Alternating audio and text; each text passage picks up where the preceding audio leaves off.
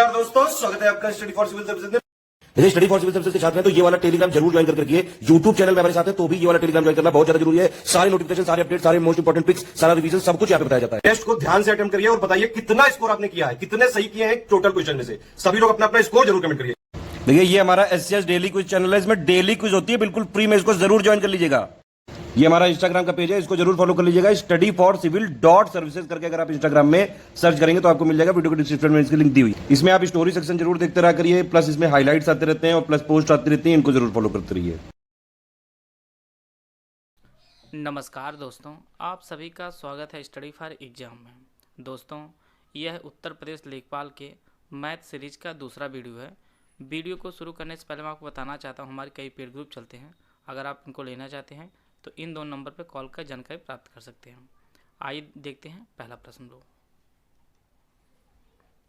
राधा अपने वेतन का 40% भोजन पर, 20% मकान किराए पर, 10% मनोरंजन पर तथा 10% परिवहन पर व्यय करती है। यदि महीने के अंत में उसकी बचत 1500 रुपये होती है तो उसका मासिक वेतन कितना है वो आपको बताना है। 8000, 7500, 6000 या 10000। तो हम लोग देखते हैं कहाँ पर कितना कितना खर्च हुआ है। तो 40% जो भोजन पर खर्च किया है, प्लस 20% मकान किराए पर, 10% मनोरंजन पर और 10% जो है वो परिवहन पर खर्च किया है। तो टोटल 10, 20, 60, 40, 20, 60, 10, 70, 10, 80, 80% जो है उसकी व्यय हुआ है। और टोटल कोई भी कंप्लीट जो चीज़ होती है वह 100% होती है, उसमें से हम 80% घटाएंगे तो ये आपका 20% आ जाएगा। और यही 20% जो वैल्यू है वह आपकी 1500 के बराबर है। आप यहाँ 60 कट भी निकाल सकते हैं, 60 से निकाल सकते हैं कि 20% की वैल्यू 1/5 होती है, तो जो 5 की जो वैल्यू हो जाएगी वो आपकी 7500 हो जाएगी। या आप यहाँ से 1% वैल्यू निकाल लीजिए और ईजी तरीके और बेसिक तरीक़ा से, तो यहाँ पे आपके 20% हो जाएगा, तो ये 20 से कट जाएगा आपका, तो यह आपका 75 आ जाएगा। तो हमें 100% की वैल्यू निकालनी है, तो इसमें 100 से गुणा कर देंगे तो ये आपकी 7500 रुपये इसके जो है मासिक वेतन आ जाएगा। तो इसका जो ऑप्शन दूसरा है वह सही है। हम लोग जितने भी इसके खर्च हो रहे हैं उसके परसेंट हम जोड़ लेते हैं, तो जोड़ने में हमें 80% प्राप्त होता है और टोटल में से 100% होता है, उसमें से 80% घटाने 20% आ जाएगा और 20% जो बचत है ये परसेंट में, और ये वैल्यू आपके रुपए में जो 1500 रुपये के बराबर है। तो यहाँ से हम लोग 1% वैल्यू निकालेंगे तो 75 आ जाएगी, तो 100% जो वैल्यू आ जाएगी वो आपकी 7500 रुपये आ जाएगी। तो इसका जो दूसरा ऑप्शन है वह सही है। आते हैं दूसरा प्रश्न हम लोग। रमेश ने 10 साइकिलें प्रत्येक 500 रुपये कीमत पर खरीदी हैं। उसने सभी साइकिलों की मरम्मत पर 2000 रुपये खर्च किए हैं। उसने उनमें 5 साइकिलें प्रत्येक 750 रुपये कीमत पर बेची और शेष प्रत्येक 550 रुपये कीमत बेची। उसके बाद आपको बताना है कि उसे लाभ हुआ या हानि हुआ और वह कुल कितने प्रतिशत का हुआ। यहाँ पे दिया है कि 10 साइकिलें 500 रुपये कीमत पर, तो 10 गुणे 500 तो ये आपका 5000 रुपये हो जाएगा। और इसके पश्चात उसने 2000 रुपये जो है मरम्मत पर खर्च किया, अर्थात कुल जो है 7000 रुपये उसकी कॉस्ट प्राइस आ गई है। सीपी जो है उसकी 7000 रुपये आ गई है। आगे कह रहा है कि उसने 5 साइकिलें जो है वह 750 रुपये में बेची, तो 750 रुपये में 5 साइकिल बेची, तो इसका जो मूल्य होगा आपका विक्रय मूल्य वो 0, 5 × 25, 5 × 7 = 35, 2 37, या 3750 रुपये 5 साइकिलों को हुआ। अगली जो 5 साइकिलें हैं उनका जो है विक्रय मूल्य होगा 550 × 5, 0, 5 × 25 और 5 × 25 = 27। इसको हम लोग टोटल कर लेंगे तो हमें जो है सेलिंग प्राइस पता चल जाएगा।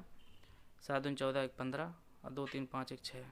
उसने जो है 6500 रुपये में बेची और उसका जो कॉस्ट प्राइस था उसे 7000 रुपये था, अर्थात उसे 500 का नुकसान हुआ और यह नुकसान जो हुआ वह कितने पर हुआ, 7000 रुपये हुआ।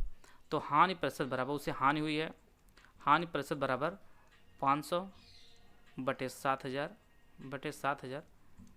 गुणे 100। इसे परसेंट हम निकाल लेंगे तो 0 0 कैंसिल हो जाएगा, यहाँ से ये कैंसिल हो जाएगा और यह जो है 50/7, अर्थात 7 सही 1/7% की जो है उससे हानि हुई है। तो इसका जो चौथा ऑप्शन है वो सही है। हम लोग उसके क्रय मूल्य हम लोग जो है उसका कॉस्ट प्राइस पता करेंगे। तो कॉस्ट प्राइस जो है 5,000 यहाँ पर और 2,000 और एक्स्ट्रा खर्च करते 7,000 पता चलता है हमें। इसके बाद दोनों साइकिलों को जो जिस रेट पे बेचा है उसने 10 साइकिलों को, उसको हम लोग ऐड कर लेंगे तो वह 6,500 रुपये आ जाएगा। तो उससे 500 रुपये का नुकसान होता है 7,000 पर, तो वहाँ से हानि परसेंट निकालेंगे हम लोग, तो उसका 7 सही 1/7% जो है उससे हानि होती है। तो इसका जो चौथा ऑप्शन है वह सही है। आते हैं अगला प्रश्न लोग। एक खिलौने का अंकित मूल्य 60 रुपये है, उस पर कुछ छूट देकर उसे 45 रुपये में बेचा गया है। आपको बताना है कि वह छूट कितनी थी, 30%, 35%, 20% या 25%। जिनको प्रश्न आ रहा वो लोग कमेंट बॉक्स में इसका उत्तर लिखें। प्रारंभ मूल्य जो है वह अंकित मूल्य जो है वह 60 रुपये था और उसे कुछ छूट देकर वह 45 रुपये में उसे बेचा है, अर्थात उसे 15 रुपये की छूट प्राप्त हुई। और यह छूट किस पे प्राप्त हुई है, 60 रुपये पे। तो उसे छूट जो प्रतिशत होगा, छूट प्रतिशत के लिए जो है 15 रुपये छूट मिली उसे 60 रुपये पर। तो इसका जो परसेंट निकालेंगे हम लोग, तो ये आपका 15 चौक को 60 और यह आपका 25%। तो इसका जो ऑप्शन चौथा है वह सही है। तो यह अंकित मूल्य 60 रुपये था, उसने बेचा 45 रुपये पर, अर्थात उसे 15 रुपये छूट मिली और कितने पर, 60 रुपये पर। तो छूट प्रतिशत निकालेंगे हम लोग 15/60 × 100, तो यह आपका 25% आपका आंसर आ जाएगा। आते हैं अगला प्रश्न लोग। x² - y² बराबर 80 है, तो x - y बराबर 8 दिया है। तो आपको बताना है x और y का औसत क्या होगा, 2 होगा, 3 होगा, 4 होगा या 5 होगा। तो यहाँ पर हम लोग x² और -y² बराबर 80 लिख देते हैं। इसको आप लोग देख रहे होंगे, यह x + y और x - y का जो है यह ओपन रूप है इसका। अगर हम लोग देख रहे होंगे x - y बराबर 8, अगर हम इसमें भाग दे देते हैं x - y से, यहाँ पे 8 हो जाएगा। तो यह x - y कैंसिल हो जाएगा, तो हमें, और यह जो है 80 8 से कैंसिल हो जाएगा। तो यह आपका x + y बराबर आपको प्राप्त होगा 10। पहले समय प्राप्त है x - y बराबर 8, x - y बराबर 8 प्राप्त आपको। तो यह जो है इससे कैंसिल कर देंगे, जोड़ देंगे हम लोग, तो 2x बराबर आपको 18 प्राप्त होगा। तो x की जो वैल्यू आ जाएगी वह 9 प्राप्त हो जाएगी। x बराबर 9 की जो वैल्यू है, चाहे आप पहले वाले में रख दीजिए चाहे आप दूसरे वाले में रख दीजिए इसका मान। तो हम लोग पहले वाले में रख देते हैं मान, x + y बराबर 10 दिया है। तो यहाँ पर हम लोग x + y बराबर अगर 10 दिया है, तो x की वैल्यू आपको 9 प्राप्त हो गई, तो y की जो वैल्यू आप प्राप्त होगी वह आपको 1 प्राप्त होगी। तो यहाँ पे औसत पूछ रहा, तो जैसा जानते हैं औसत बराबर होता है कि कुल संख्याओं का जो वैल्यू दिया है 1 + 9/2, तो 2 संख्याएं हैं, तो इसका जो औसत हो जाएगा वह 5 आ जाएगा। तो इसका जो चौथा ऑप्शन है वह सही है। इसको हम लोग सबसे पहले ओपन कर लेंगे, x² - y² जो सूत्र होता है x + y और x - y, यहाँ पर हम लोग x y के भाग दे देंगे, तो ये आपका x + y की वैल्यू निकल के आ जाएगी 10 आ जाएगा। और इसे हम जो x - y के साथ जोड़ देंगे तो आपको यहाँ पे x की वैल्यू प्राप्त हो जाएगी, और x की वैल्यू हम लोग x + y बराबर 10 में रख देंगे तो आपको y की वैल्यू पता चल जाएगी। औसत निकालने के लिए दोनों संख्याओं को योग करके जो है 2 से भाग दे देंगे हम, तो यहाँ पे हमें औसत प्राप्त हो जाएगा। आते हैं अगला प्रश्न लोग। a + b बराबर 6, a - b बराबर 2 दिया है, तो आपको 2 ब्रैकेट में a² + b² का वैल्यू आपको बताना है। तो यहाँ से हम लोग a + b की वैल्यू हम लोग निकाल लेंगे। तो a + b बराबर अगर 6 दिया है, a - b बराबर 2, यहाँ पर हम लोग जोड़ देंगे तो यह कैंसिल हो जाएगा, तो 2a बराबर आपका 8 हो जाएगा, a की वैल्यू आपको 4 प्राप्त हो जाएगी। यहाँ से हम लोग b की वैल्यू पुटअप कर देंगे। अगर a की जगह पे 4 है और b बराबर 6 है, तो b की वैल्यू आपको प्राप्त हो जाएगी 2। यहाँ पर हम लोग मान यहाँ पर रख देंगे 2a² + b²। यहाँ पर a की जगह पर हम लोग रख देंगे 4 का वर्ग अर्थात 16, और प्लस b बराबर 2 है, 2 का स्क्वायर 4, तो ये आपका हो जाएगा 40। तो इसका जो तीसरा ऑप्शन है वह सही हो जाएगा। यहाँ पे a + b बराबर 6, a - b बराबर 2 रखने पर जो है हमें a की वैल्यू प्राप्त होगी, और a की वैल्यू इस समीकरण में रखने पर जो है हमें b की वैल्यू प्राप्त हो जाएगी। इसके बाद हम लोग सूत्र पर रख देंगे जो दिया है, और उस पर वैल्यू हमें प्राप्त होगी वह 40 प्राप्त हो जाएगी। इसका जो तीसरा ऑप्शन है वह सही है। आइए देते हैं अगला प्रश्न लोग। 2 वर्गों का परिमाप 24 सेंटीमीटर और 32 सेंटीमीटर है। इन वर्गों के क्षेत्रफल के योग के बराबर क्षेत्रफल वाले एक तीसरे वर्ग का परिमाप क्या होगा? 45, 40, 32 या 48। तो इसका जो सही आंसर हम लोग ज्ञात करेंगे। जैसा कि आप लोग जानते हैं कि वर्ग का जो परिमाप होता है, वर्ग का परिमाप वह 4 गुणे भुजा होता है, 4 गुणे भुजा होता है। तो परिमाप हमें 24 पता है, 4 गुणे भुजा, हमें भुजा प्राप्त होगी। तो भुजा आपके यह कैंसिल हो जाएगा 6, तो यह भुजा आपके 6 प्राप्त होगी। इसी प्रकार से दूसरी जो भुजा प्राप्त होगी, परिमाप आपको पता है 32 और 4 गुणे भुजा,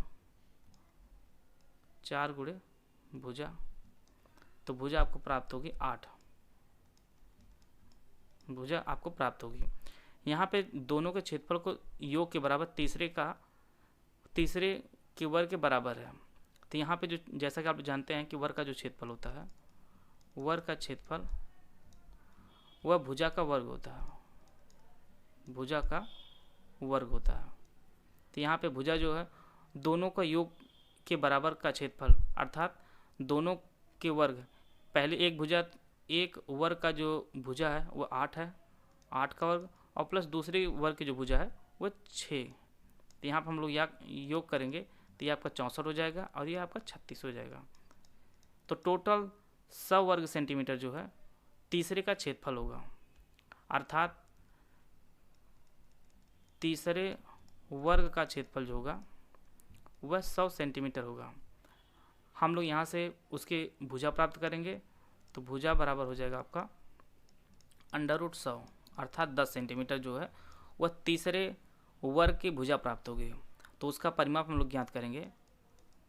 परिमाप बराबर 4 गुणे भुजा होता है, तो 4 गुणे भुजा हमें पता है 10, अर्थात वह 40 सेंटीमीटर। इस प्रश्न को हम एक बार फिर से देख लेते हैं। वर्ग का जो परिमाप होता है वह 4 गुणे भुजा होता है। हमें यहाँ पे परिमाप पता है पहले का, तो पहले के जो परिमाप 24 है, 4 गुणे भुजा करने पर भुजा में जो प्राप्त होगी वह 6 सेंटीमीटर प्राप्त होगी। इसी प्रकार से दूसरी जो भुजा प्राप्त होगी हमें 8 सेंटीमीटर प्राप्त होगी। यहाँ पे कहा इन दोनों वर्गों के क्षेत्रफल के योग के बराबर क्षेत्रफल वाले तीसरे वर्ग का परिमाप आपको ज्ञात करना है। तो यहाँ पे जो है दोनों का जो क्षेत्रफल है उसे जोड़ देंगे तो ये आपका 100 वर्ग सेंटीमीटर आ जाएगा, अर्थात यही जो है तीसरे वर्ग का क्षेत्रफल होगा। तो यहाँ से हम भुजा प्राप्त करेंगे, तो भुजा बराबर √100 हो जाएगा, यह 10 सेंटीमीटर प्राप्त हो जाएगा तीसरे के। और यहाँ से हम परिमाप प्राप्त करेंगे, तो 4 गुणे भुजा बराबर आपका 4 गुणे 10 कर देंगे, तो ये आपका 40 सेंटीमीटर इसका परिमाप आ जाएगा। तो तीसरे वर्ग का जो परिमाप होगा वह 40 सेंटीमीटर होगा। तो इसका जो दूसरा ऑप्शन है वह सही है। आइए देखते हैं अगला प्रश्न लोग। एक आयत की लंबाई 60% बढ़ाई गई है, तदनुसार उसकी चौड़ाई कितनी कम करनी होगी ताकि आयत के क्षेत्रफल अपरिवर्तित रहे? 37%, 60%, 75% या इनमें से कोई नहीं। जैसा कि आप लोग जानते हैं कि आयत का क्षेत्रफल जो होता है वह लंबाई गुणे चौड़ाई होता है, लंबाई गुणे चौड़ाई होता है। अब जैसा कि आप लोग जानते हैं कोई भी चीज़ 100% होती है, अगर लंबाई 100% है और चौड़ाई भी 100% है तो यह बराबर हो जाएगी। यहाँ पे बोल रहा है कि 160% बढ़ाई गई लंबाई, तो यहाँ पे 160% अगर बढ़ा दी जाए तो चौड़ाई कितनी % कम करनी होगा? तो कोई भी चीज़ 100% होती है तो दूसरी जो वैल्यू हो जाएगी वह आपकी 100 से कम ही होगी। यहाँ पर हम लोग यक्स मान लेते हैं, इसकी जो वैल्यू है उसे हम लोग यक्स मान लेते हैं। तो यहाँ पर हम लोग क्वेश्चन सॉल्व करेंगे, तो ये आपका इससे कैंसिल हो जाएगा। फिर यहाँ से 2 से काटेंगे तो ये 5 हो जाएगा, ये आपका 8 हो जाएगा। फिर यहाँ से 4 से काटेंगे तो 2 हो जाएगा और यह आपका 25 हो जाएगा। तो यहाँ पे आपका 125 बटे ये 2 इधर आ जाएगा तो ये 2 हो जाएगा, बराबर 100 माइनस x हो जाएगा। इसको कैंसिल करेंगे तो ये आपका 62.5 आ जाएगा और यह 100 माइनस x हो जाएगा। तो यहाँ पे हम लोग x वैल्यू जो निकालेंगे तो ये 100 माइनस 62.5, तो ये आपका 37.5 इसका आंसर हो जाएगा। इसका जो पहला ऑप्शन है वह सही हो जाएगा। अगर चौड़ाई में 37.5% कमी कर दी जाए तो इसके आयतन में कोई भी, इसके आयत के जो क्षेत्रफल में है कोई परिवर्तन नहीं होगा। तो इसका जो है पहला ऑप्शन है वह सही हो जाएगा। आइए देखते हैं अगला प्रश्न लोग। किसी समचतुर्भुज का क्षेत्रफल 150 सेंटीमीटर स्क्वायर है। यदि उसका एक विकर्ण 10 सेंटीमीटर है तो दूसरे विकर्ण की लंबाई क्या होगी। समचतुर्भुज का जो क्षेत्रफल होता है वह 1/2 दोनों विकर्णों का गुणनफल होता है। तो क्षेत्रफल में पता है, क्षेत्रफल 150 सेंटीमीटर है। 1/2, एक का 10 दूसरे का हमें ज्ञात करना है। तो यहाँ से यह 5 कैंसिल हो जाएगा, 5 से यहाँ पे 30 आ जाएगा। तो जो दूसरा विकर्ण हो जाएगा D2 वह आपका 30 सेंटीमीटर हो जाएगा। तो इसका जो दूसरा ऑप्शन है वह सही है। आप लोग इसके सूत्र जरूर याद कर लीजिए कि समचतुर्भुज जो क्षेत्रफल होता है वह 1/2 दोनों विकर्णों का गुणनफल होता है। तो यहाँ पे 150 बराबर 1/2 गुणे 10 गुणे D2 हो जाएगा। तो D2 की वैल्यू हम प्राप्त करने के लिए हम लोग इसको कैंसिल कर देंगे तो ये आपका 30 सेंटीमीटर आ जाएगा। तो इसका जो दूसरा ऑप्शन है वह सही है। आइए देते हैं अगला प्रश्न लोग। किसी पहिए की त्रिज्या 21 सेंटीमीटर है। 924 मीटर की दूरी तय करने में इसको कितना चक्कर लगाने पड़ेंगे।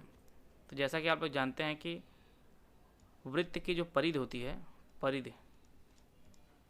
वृत्त की परिधि बराबर होता है 2πr। और यहाँ पे पाई की वैल्यू 22/7 दिया ही है। अब आर की वैल्यू हमें 21 प्राप्त है। तो हम लोग परिधि की याद करेंगे तो 2 22/7 और आर की वैल्यू हमें 21 प्राप्त है। ये इससे कैंसिल हो जाएगा 3 से। और 44 तियाँ 3 चौको 12 और 3 चौको 12 13। तो ये आपका 132 सेंटीमीटर है। यहाँ पे 924 मीटर दिया है, इसको भी हम लोग सेंटीमीटर में बदलेंगे। तो यह 924 में जो है मीटर को हम लोग सेंटीमीटर बदलेंगे। तो यह 924 इसमें 200 और हो जाएगा, इसमें ऐड हो जाएगा। तो चक्कर लगाने के लिए जो है अगर एक चक्कर 132, यह पूरा जो चक्कर होगा वह टोटल 132 सेंटीमीटर होगा। तो उसे दूरी कितनी तय करनी है, वह 924 मीटर तय करनी है। तो इसमें हम लोग भाग देंगे। तो यह आपका 11 से कैंसिल करेंगे। तो 11 कन्नम 11 और 11 दूनी 22। फिर इसमें 11 8 88, 11 8 88, 11 चौक 84। फिर इसके बाद हम 12 से कैंसिल करेंगे तो 12 7 84। टोटल 700 चक्कर लगानी पड़ेंगे। इसका जो ऑप्शन चौथा है वह सही है। सबसे पहले हम लोग परिधि ज्ञात करेंगे। परिधि ज्ञात के लिए 2πr, आर की वैल्यू में 21 दिया है। तो यहाँ पे जो है 2πr बराबर 132 सेंटीमीटर प्राप्त होगा। यहाँ पे मीटर दिया है, मीटर दूरी को जो है हम लोग सेंटीमीटर में ज्ञात करेंगे। सेंटीमीटर यह 92,400 आ जाएगा, जिसमें हम लोग 132 की भाग दे देंगे। तो टोटल चक्कर जो आ जाएगा आपका वह 700 चक्कर आपको लगाने पड़ेंगे 924 मीटर दूरी तय करने में। इसका यदि ए सी से 50% बड़ा हो और बी सी से 25% बड़ा हो तो ए और बी से कितने प्रतिशत बड़ा होगा। सबसे पहले हम लोग प्रश्न को ध्यान से पढ़ेंगे कि इसमें सबसे पहले मान किसका माना जाए। तो यहाँ पे कह रहा है ए सी से 50% बड़ा हो और बी सी से 25% बड़ा है। अगर हम लोग सी की वैल्यू मान लेते हैं 100, तो हमें आगे जो ए और बी की वैल्यू रखने में आसानी होगी। बी जो है सी से 25% बड़ा है, अर्थात बी की जो वैल्यू हो जाएगी वह 125 हो जाएगी। फिर आगे कह रहा है ए और सी, ए सी से 50% ज़्यादा है, अर्थात सी की जो वैल्यू ए की जो वैल्यू हो जाएगी वह आपका 150 हो जाएगी। एक बार फिर से हम लोग देखते हैं। अगर हम लोग सी की वैल्यू का 100 मानते हैं तो सी जो है बी जो है सी से 25% बड़ा, अर्थात बी की जो वैल्यू हो जाएगी वह 125 हो जाएगी। इसी प्रकार से ए सी से 50% बड़ा है तो ए की वैल्यू आपकी 150 हो जाएगी। प्रश्न पूछा है ए बी से कितने प्रतिशत बड़ा है। ए की वैल्यू 150 है और बी की वैल्यू 125 है। इसमें ए बी से कितने प्रतिशत बड़ा है, तो यह बड़ा है आपका 25। और पूछ रहा है बेस क्या होगा, वह आपका बी होगा। बी अर्थ की जो वैल्यू है वह 125 है। परसेंट पूछ रहा है तो ये आपका 25, 5 और ये आपका 20। तो यह 20% जो है 20% ए जो है बी से बड़ा है। एक बार हम लोग फिर से देख लेते हैं इस प्रश्न को। प्रश्न कई बार यह परीक्षा में पूछा भी जा चुका है और आगे आने वाले परीक्षाओं में पूछा जा सकता है। यहाँ पे सबसे पहले हम लोग उस वैल्यू को रखेंगे जो सब में कॉमन है। तो यहाँ पे सी इसमें भी कॉमन है, सी इसमें भी कॉमन है। सी की वैल्यू हम लोग 100 मान लेते हैं। इसके बाद बी सी से 25% ज़्यादा, अर्थात अगर सी 100% है तो बी 125% हो जाएगा। इसी प्रकार से ए सी से 50% ज़्यादा, तो सी की वैल्यू 100 है तो ए की वैल्यू 150 हो जाएगी। यहाँ पे ए बी से कितने प्रतिशत बड़ा हुआ आपका पूछ रहा है, तो इन दोनों जो अंतर है वो 25 का है, और बी से आपका पूछ रहा है बी से, तुलना आपके बी से हो रही है, तो यह 125 जो है हमेशा नीचे आएगा। तो 25/125 गुणे 100 हो जाएगा, तो ये आपका 20% हो जाएगा। तो इसका चौथा ऑप्शन है वह सही हो जाएगा। आइए अगला प्रश्न लो।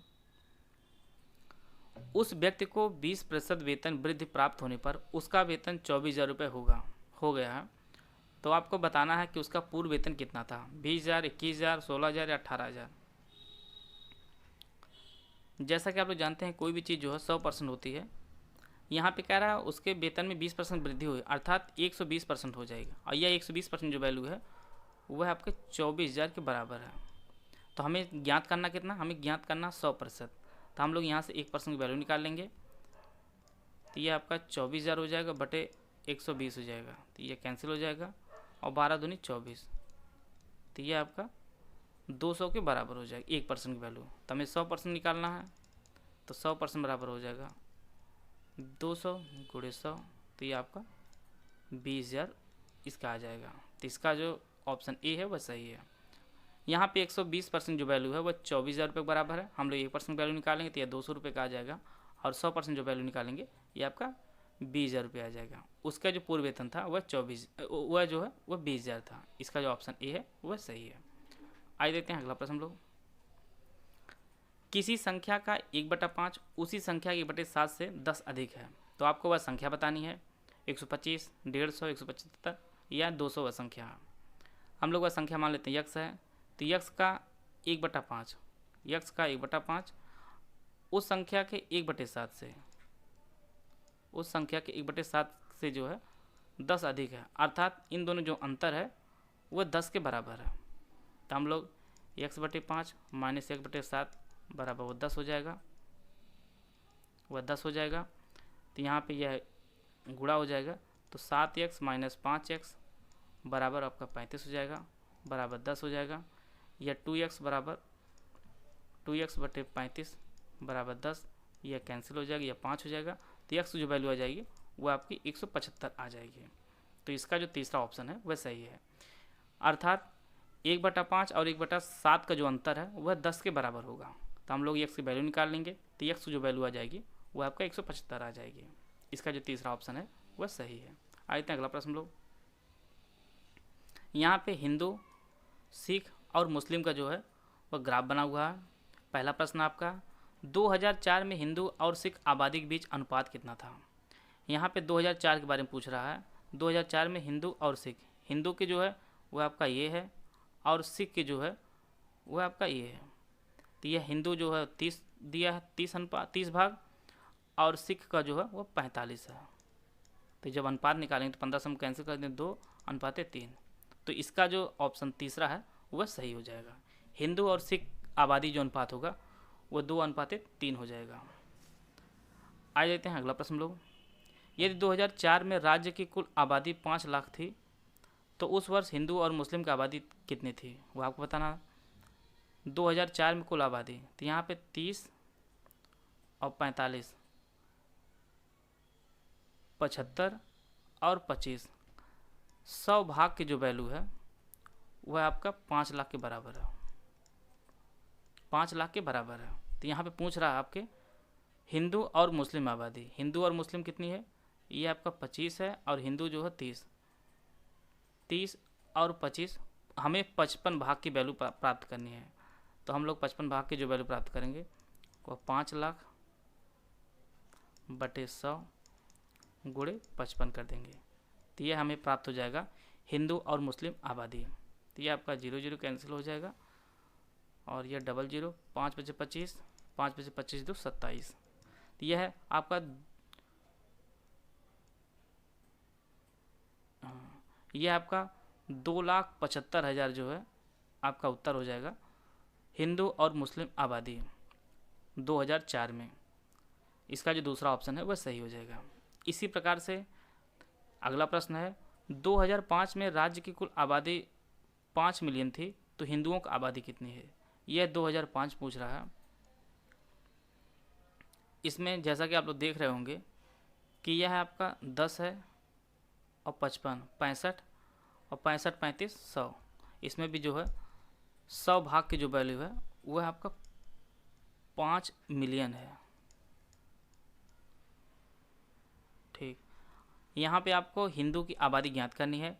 तो हिंदू की जो आबादी है वह 35 भाग है, तो हम लोग 35 भाग की जो वैल्यू प्राप्त करेंगे तो यह आपका यह 100 हो जाएगा, सॉरी यहाँ पे यह 100 हो जाएगा, यहाँ आपका 35 हो जाएगा। हम लोग 35 भाग की वैल्यू प्राप्त करेंगे।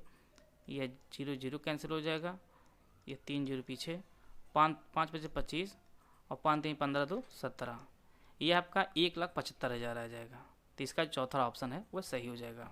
तो इस प्रकार जो है यह आपके कुछ प्रश्नों की जो है प्रैक्टिस हो चुकी है। वीडियो अगर आपको अच्छा लगा तो आप लाइक कर सकते हैं, चैनल सब्सक्राइब कर लीजिए। वीडियो को पूरा देखने धन्यवाद। जय हिंद, जय भारत।